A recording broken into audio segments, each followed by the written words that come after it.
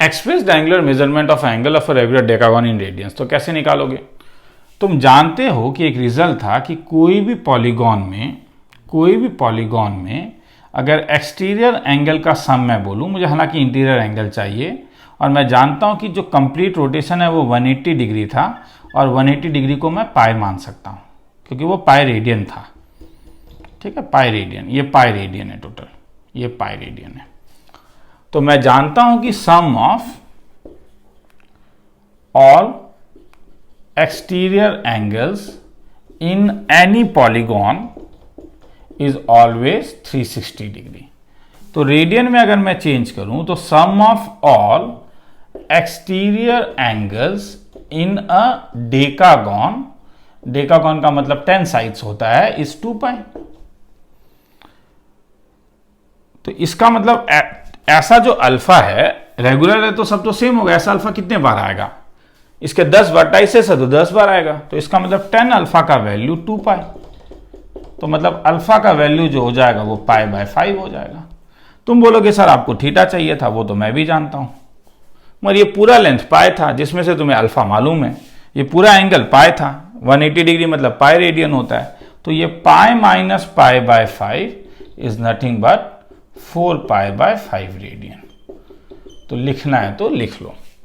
इसके नीचे वाले सम को अगर तुम्हें अब खुद ट्राई करना है तो उसके लिए मैं इसका एक जनरल फॉर्मूला भी तुम लोग को अभी दे देता हूं। ठीक है, पहले ये लिखना है तो लिख लो, फिर मैं मिटा दूंगा। तो सपोज, चलो तो अगर लिख लिया है तो देखो, हाँ, नहीं तो पॉज कर दो और फिर लिख लो और फिर देखो। Sum of all exterior in n gon ले लेता हूं।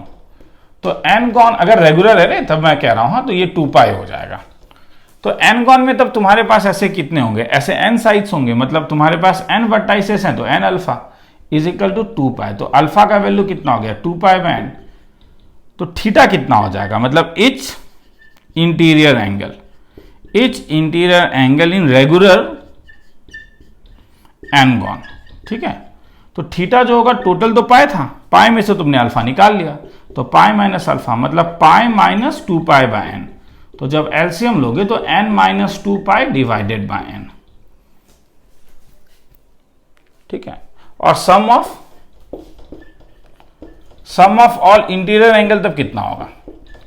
सम ऑफ ऑल इंटीरियर एंगल्स जो होगा वो n इंटू अल्फा हो जाएगा, मतलब n इंटू थीटा हो जाएगा, सॉरी, क्योंकि इच इंटीरियर एंगल थीटा था, ऐसा थीटा n टाइम्स आएगा तुम्हारे पास, नहीं क्या, n इंटू थीटा। तो जब मल्टीप्लाई करोगे तो ये n माइनस 2 इंटू पाई। तो ये दो रिजल्ट्स याद रख लेना, एक ये वाला और एक ये वाला। ठीक है, किसी किसी स्कूल में ये करवाया जाता है, किसी किसी स्कूल में ये नहीं करवाया जाता है, तो देख लेना रे स्कूल के टीचर ने क्या करवाया है, उसके अनुसार ही पढ़ना। देखो मेरा एंट्रेंस सेक्शन एक अलग है, हाँ, उसका मैं एक अलग वीडियो अपलोड करता हूं, वहां पे मैं नहीं बोलूंगा कि तुम जो स्कूल में पढ़ाया जाता है वही पढ़ो, मगर अभी जब तुम ये देख रहे हो तो बोर्ड लेवल के लिए देख रहे हो, तो अपना बोर्ड लेवल के लिए सोचो, मतलब मेहनत वही करो जहां पे तुम्हें मार्क्स आएगा। ठीक है, सबसे पहले हम मेहनत करके मार्क्स लेके आएंगे। देखो ये जो है ना कि वो सुनने में अच्छा लगता है, ठीक है, कि नॉलेज के पीछे भागो, फलाना करो फलाना करो, मगर अल्टीमेटली जब क्लास 12th के बाद दिल्ली यूनिवर्सिटी में अप्लाई करोगे ना तो मार्क्स ही देखा जाएगा, या जहां पे भी अप्लाई करोगे, तुम कॉटन कॉलेज गुवाहाटी में अप्लाई करोगे, कॉटन यूनिवर्सिटी में अप्लाई करो, या जहां पे भी करो, तो तुम्हें हर समय मार्क्स ही देखा जाएगा। ठीक है, तो इसलिए वो सुनने में अच्छा लगता है कि नॉलेज के पीछे भागो फलाना फुलाना, मगर अल्टीमेटली बात यह है कि अगर तुम बोर्ड लेवल के बाद कहीं पे जाना चाह रहे हो विदाउट एंट्रेंस दिए हुए, तब 12th का मार्क्स ही मायने रखेगा। तुम्हारा नॉलेज कितना ज़्यादा है ये तुमसे कोई नहीं पूछेगा। तो इसलिए मार्क्स को ड्यू इंपॉर्टेंस दो। हाँ, देखो वो एक फिलॉसफिकली अलग बात है कि हम डिस्कस कर सकते हैं कि क्या मार्क्स सही में ब्रेन के प्रोपोर्शनल होता है, वो एक अलग चीज है। ठीक है, मैं वो नहीं बात कह रहा हूं, मैं तुम्हें प्रैक्टिकल बात कह रहा हूं कि तुमको क्लास 12th के बाद अगर तुम्हें किसी यूनिवर्सिटी में जाना है तो मार्क्स ही मायने रखता है, या तुम्हें अगर तुम्हारा जो भी एम है, ठीक है, एस 3:2, और अगर एंट्रेंस देने वाला है तब बात अलग होता है। तब भी मैं कह रहा हूं, तब मैं ये बात नहीं कह रहा हूं, तब तो उसका एंट्रेंस मायने रखेगा कि उस एंट्रेंस में तुम कितना अच्छा करोगे, and the number of sides in first is twice that of second. Determine the number of sides of two polygon.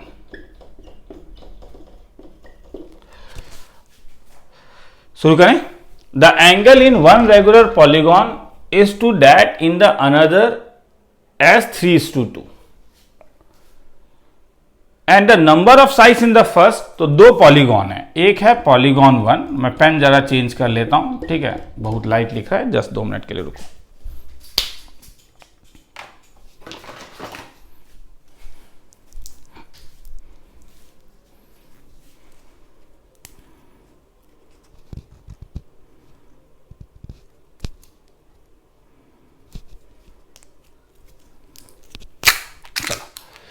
The angle in one regular polygon 1 में द एंगल, तो इस पॉलीगॉन 1 में सपोज साइड्स n1 है और इसका जो interior angle है वो θ1 है. पॉलीगॉन 2 में साइड्स n2 है और इनका जो एंगल है वो θ2 है. तो θ1 का मैंने अभी फॉर्मूला दिया था, क्या होगा, n-2π divided by n. n1 एक काम करता हूं, n और m लेता हूं तो वो ज्यादा अच्छा लगेगा, मुझे लिखने में आसान होता है और कुछ नहीं है. और θ2 का भी फॉर्मूला दिया था m-π/2 divided by m. The angle in one regular polygon is to that in another as 3:2. तो मतलब θ1/θ2 का वैल्यू 3/2 है. And the number of sides in the first is twice the second. मतलब n और m के बीच में दिया हुआ है, n जो है वो ट्वाइस m है. तो इसे सॉल्व करना है, तो करो, तुम बोलोगे. Thrice θ2 twice into θ1 n-2π divided by n is equal to thrice into θ2, तो m-2 इंटू π/m. तो पाई को कैंसिल कर दो, तो ये तुम्हारे पास आ जाएगा twice m multiplied by n-2 is equal to thrice m multiplied by m-2. किसी एक को चेंज कर दो, n का वैल्यू ट्वाइस m है तो ये ट्वाइस m, n के बदले twice m-2 is equal to 3 into n के बदले ट्वाइस m इंटू m-2. तो m को कैंसिल कर दो, तो दिस इम्प्लाइज ये 2 को भी कैंसिल कर दो, तो twice m-2 is equal to thrice m-6. तो ये इस साइड चला गया तो m इज इक्वल टू 4. तो m 4 है तो n का वैल्यू कितना है, 8. तो रेशियो आ गया 4 और 8 का. आंसर देख लेते हैं क्या है, 8 और 4 सेम है, लिखना है तो लिख लो एक बार. तो ठीक है, तो इस चीज को समझो. हाँ, मैं जो अभी कह रहा था ये जब सम्स कराने से पहले कि देखो प्रैक्टिकली इस चीज को समझो कि तुम्हारा नॉलेज के पीछे भागो. ये मैं नहीं कह रहा हूं कि मतलब एकदम सर्वोच्च ज्ञान मत लो, ठीक है, मगर मेरा क्या कहना है कि नॉलेज के पीछे जो भागोगे तो उसके लिए एक बाउंड्री लाइन होना पड़ेगा तुम्हारे पास, कि तुम क्लास 12th में तुम्हारा मेन एम ये है कि तुम कैसे मार्क्स अच्छा लाओगे और नॉलेज उसी के अनुसार लो. अब देखो कुछ स्टूडेंट्स क्या होता है, मैथ्स में ये कम होता है. तुम्हें अभी अगर केवल बोर्ड लेवल में ही पढ़ना है और मालूम चला कि बैठ के फेनमैन का लेक्चर्स पढ़ने लगे या एल्बर्ट आइंस्टीन का थ्योरी पढ़ने लगे, तो इससे नो डाउट तुम्हारा नॉलेज तो बढ़ेगा, मगर हो सकता है कि 12th में तुम्हारा परसेंटेज इतना कम आ जाए, मतलब अगर बोर्ड नहीं पढ़ोगे, केवल फेनमैन का थ्योरी पढ़ रहे हो, तो कि उसके बाद तुम ऐसे यूनिवर्सिटी में ना जाओ जहां पे तुम्हें एक ऐसा टीचर मिले जो तुम्हें फिजिक्स में सपोर्ट कर पाए, मतलब कि फिजिक्स में क्या कैसे पढ़ के तुम एक अच्छे यूनिवर्सिटीज में जाके पीएचडी कर सकते हो. तो नुकसान ही हुआ ना. क्लास 12 तक तुम्हारा नॉलेज काफी ज्यादा हुआ उस टॉपिक में, मगर उसके बाद जब तुम फिर बैचलर डिग्री में जाओगे तो देखो, बैचलर डिग्री में तुम्हें हर समय एक इन्वायरमेंट चाहिए होगा, इस चीज़ को याद रखो। हाँ, बैचलर डिग्री में अगर तुम्हें वो इन्वायरमेंट नहीं मिला पढ़ने वाला तो अननेसेसरी हो सकता है कि पॉलिटिक्स में घुस जाओगे, और फिर स्टूडेंट पॉलिटिक्स में एक बार घुस गए तो अगर राजनीति में आ गए तो ठीक है, नहीं तो बाद में देखोगे कि अल्टीमेटली कुछ हुआ नहीं, कोई बैंक का एग्जामिनेशन देना पड़ेगा। अगर एम वही है तो बात अलग है, मैं बैंक के फिर पीओ का बात नहीं कह रहा हूँ, मैं कह रहा हूँ कि आप अच्छे उसके पोस्ट का, ठीक है। और अभी तो अब तो सरकारी नौकरी ऐसे ही कम हो चुकी है, और प्राइवेट में तो तुम जानते ही हो कि प्राइवेट में डिग्री अच्छे यूनिवर्सिटी के डिग्री का ही इंपॉर्टेंस हो रहा है। नहीं, मैं जान रहा हूँ कि तुम बोलोगे सर यूट्यूब में दिखने को मिलता है कि एक लड़का क्लास 13 साल का था, उसने स्कूल छोड़ दिया और वो बहुत ऊपर तक गया। मगर अगर यूट्यूब में वो बोला जाता है कि वैसा एक लड़का एग्जिस्ट करता है तो इसका मतलब है वो कॉमन बात नहीं है। क्योंकि यूट्यूब में कभी तुमने ऐसा देखा है कि एक लड़का 18 साल तक क्लास 12 में मेहनत किया, 90% लेके आया, उसके बाद एक अच्छे यूनिवर्सिटी में गया, उसके बाद उसने फिजिक्स अच्छे से पढ़ा या मैथ्स अच्छे से पढ़ा, फिर वो एक अच्छे यूनिवर्सिटी में जाके उसने पीएचडी किया? नहीं देखे ना। क्यों नहीं देखे? क्योंकि ये ज़्यादा होता है और प्रोबेबिलिटी वर्क्स। 13 साल में अगर मैक्सिमम स्टूडेंट अपना पढ़ाई छोड़ देंगे तो बाद में जाके 100 में से 95 बच्चे को पापा से पैसा लेके कोई दुकान खोलना पड़ेगा, ठीक है, दुकान ही खोलना पड़ेगा। हो सकता है कि 5 स्टूडेंट्स हैं वो जाके बेल लैब में काम करें। तो तुम बोलोगे सर क्या खराबी है? 95% खराब है, 5% तो अच्छा बात है कि इस 5% में तो सक्सेस है। तो ये बात कुछ ऐसा हुआ कि मैं तुमको बोलूं कि मेरे घर से मेरे कोचिंग सेंटर की दूरी 10 किलोमीटर की है। अभी तो सब गाड़ी उड़ी बंद चल रहा है, मैं बाइक चला रहा हूं, मेरे बाइक के पीछे बैठो, मैं 120 की स्पीड में बाइक लेके जाऊंगा। 70% चांस है कि तुम्हारा मैं एक्सीडेंट करा दूंगा, मगर क्योंकि रास्ता खाली है तो 30% चांस है कि तुम्हारा मैं एक्सीडेंट नहीं कराऊंगा। कोचिंग सेंटर पहुंच जाओगे, बैठोगे मेरे पीछे, बोलोगे सर पागल समझे हो। 70% जो मेरा चांस है मेरा हाथ पांव टूट जाएगा, वही वाला केस है। 95% और 97% जहां पे फेल्योर के चांस होते हैं, तो इसलिए ज़्यादा बेटर है कि एटलीस्ट क्लास 12 तक एक अच्छा परसेंटेज लेके आके अपने आप को एक मिनिमम अच्छे यूनिवर्सिटी या इंस्टीट्यूट के अंदर रख दो। उसके बाद तुम्हें जो करने का मन है करो, क्योंकि वो एक तुम्हें एक थ्रेशोल्ड दे देगा। समझ में आया? वो तुम्हें ज़्यादा नीचे गिरने के लिए हो सके नहीं दे। गिरते हैं, मुझे भी मालूम है गिरते हैं स्टूडेंट्स। हाँ, तो मुझे 4 एग्जाम्पल दिखा सकते हो कि सर फलाना देखिए, सर फलाना बहुत अच्छे यूनिवर्सिटी से गिर के कुछ भी नहीं हुआ। मैं जान रहा हूं, मगर फिर से वही वाली बात है, तुम एग्जाम्पल उसी का दोगे, नहीं हुआ मतलब वो केसेस रेयर है। जब तुम एग्जाम्पल देते हो तो वो रेयर केसेस होते हैं, ठीक है। तो इसलिए जरा ध्यान से मैं बार बार, क्योंकि ये क्लास 11-12 में ये एक बड़ा कंफ्यूजन होता है कि सर क्या करें, सर मार्क्स के पीछे भागे ना भागे। और ना क्या होता है ना कि 11-12 में एक फिलॉसफी स्टूडेंट्स के बीच में आता है, जानते हो, मार्क्स क्या है, जिंदगी क्या है, ये सब जो फिलॉसफी है, ये फिलॉसफी स्टार्टिंग में खूब अच्छा लगता है, मगर जिस दिन मार्क्स मिलता है सब फिलॉसफी खत्म हो जाता है।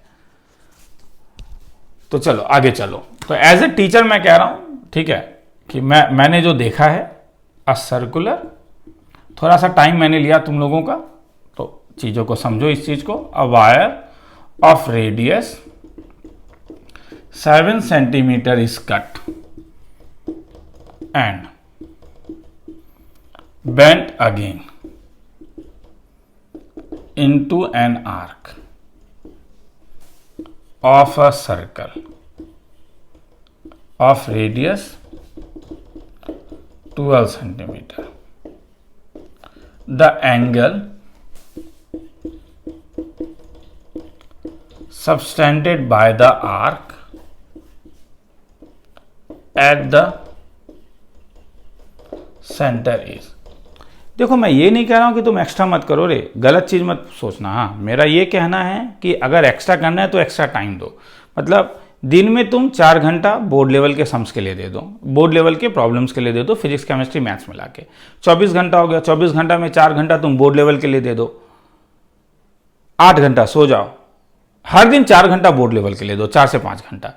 उसके बाद जितना भी टाइम है उसमें तुम एक्स्ट्रा स्टडीज करो, कोई प्रॉब्लम नहीं है उसमें। तुम्हें ठीक है, उसमें तुम्हें मैथ्स में ही एक्स्ट्रा चीज पढ़ने का मन है तो मैथ्स में ही एक्स्ट्रा चीज पढ़ो, मुझे कोई प्रॉब्लम नहीं है कि मुझे लिबिक मेजर पढ़ना है, पढ़ो बैठ के, ठीक है, या स्फीयर पैकेजिंग पढ़ना है, जो भी करना है तुम्हें। मगर पहला जो 4-5 घंटा है ना, या पहले भैया प्लीज बोर्ड लेवल में जो चीज पढ़ाया जा रहा है स्कूल में उसे खत्म कर दो। हाँ, उसके बाद जो करना है करो। नहीं ठीक है तो नहीं सर मुझे जावा प्रोग्रामिंग सीखना है, मुझे फलाना सीखना है, मुझे जो भी चीज सीखना है, पैटर्न सीखना है, जो भी सीखना है सीखो, मगर पेंडिंग मत रखो बोर्ड लेवल की चीज को, क्योंकि बाद में वो परेशान करेगा तुमको। A circular wire of radius 7 centimetre cut and bent again into an arc। तो क्वेश्चन क्या कह रहा है कि एक छोटा सा सर्कल है, ये 7 सेंटीमीटर का है, A से B तक, मतलब मैंने यहीं पे काटा, हाँ इसी में काटा, और ये बड़े सर्कल में मैंने डाल दिया। तो बड़े सर्कल में जब तुम डालोगे तो A से B तक ये जो पार्ट है, ये जो पूरा पार्ट है, ये जो पूरा पार्ट है, ये बड़े सर्कल का फुट, ये बड़े सर्कल में क्या होगा, बड़े सर्कल में तो वो एक आर्क ही दे पाएगा, यहां से लेके यहीं तक दे पाएगा, क्योंकि ये काफी बड़ा सर्कल है। A circular wire of radius 7, तो ये पूरा क्या होगा, ये पेरीमीटर होगा इसका। तो पेरीमीटर कितना हो जाएगा, 2 pi into 7 is equal to 14 pi. तो हेंस एस का वैल्यू तुम्हारे पास 14 पाई है, क्योंकि ये चीज यहीं पे आया है। And bent and again into an arc of a circle of radius 12, तो रेडियस 12 है। The angle subtended by the arc at the centre, तो ये थीटा का वैल्यू निकालना है। तो मुझे मालूम है क्या, एस का वैल्यू क्या था, आर इंटू थीटा, तो थीटा का वैल्यू क्या था, एस बाय आर। तो एस का वैल्यू क्या डाल सकते हो, 14 पाई डिवाइडेड बाय आर का वैल्यू क्या, 12 इज नथिंग बट कितना, 7 पाई बाय 6। अब क्वेश्चन में देख लेना क्या दिया हुआ है, अगर आंसर में पाई का वैल्यू दिया है तो रखना, नहीं तो मत रखना। मेरे जो इसमें आंसर है 210 डिग्री है, तो पाई को तो फिर चेंज कर भी सकते हो, क्यों क्वेश्चन डिग्री में कह रहा है क्या, कह तो नहीं रहा है, तो ये भी सही है। नहीं तो 7 बाय 6 इंटू कितना, पाई इंटू कितना, पाई बाय 180 कर दो, 180 बाय पाई कर दो, पाई को कैंसिल कर दो, ये 30 हो जाएगा। तो हेंस 210 डिग्री, और ये रेडियन है, ठीक है। तो अब इस चीज में मुझसे मत पूछो रे सर रेडियन में आंसर रखना है या डिग्री में रखना है, हाँ वो सब मुझे भी नहीं पता, वो स्कूल के टीचर से पूछोगे। तो आज थोड़ा सा भाषण भी दिया इस वीडियो में, मगर उस चीज को समझो मेरा क्या कहना है। मेरा कहना है कि एक्स्ट्रा चीज करना है तो करो। दोबारा लास्ट टाइम बस बता देता हूं कि मैंने कई बार स्टूडेंट्स को देखा है कि वो एक फर्स्ट ईयर में केवल एक्स्ट्रा चीज ही करते रहते हैं और बोर्ड में मेहनत नहीं करते हैं। तो 12th में जाके फिर उनका हालत ऐसा हो जाता है कि उनका पढ़ने का जो शक्ति है, जो न्यूरॉन की कैपेसिटी है, वो खत्म हो जाता है रिटेन करने, और बाद में उन्हें बड़ा प्रॉब्लम होता है।